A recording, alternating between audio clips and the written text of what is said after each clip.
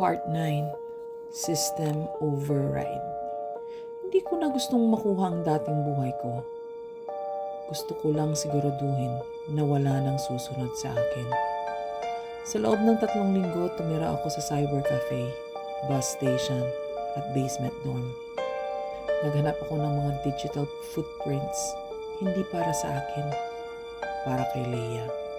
Sa isang form na puro aliases ang pangalan, may thread. Who really runs Project Proxy?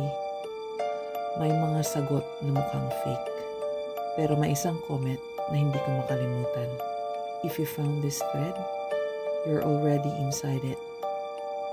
Doon ko nahanap ang pangalan ng isang dating proxy handler, codename Lock, ex-hacker.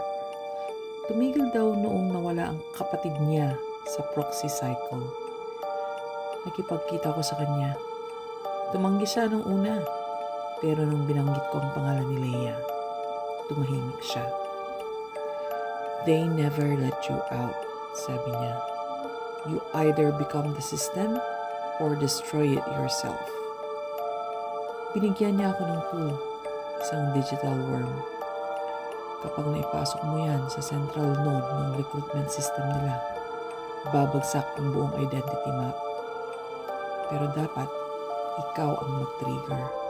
Ikaw mismo ang mawawala para mawala sila. At ngayon, hawak ko na ang USB na yun. Ang tanong, handa ba akong tuluyan mabura para matapos ng lahat ng ito?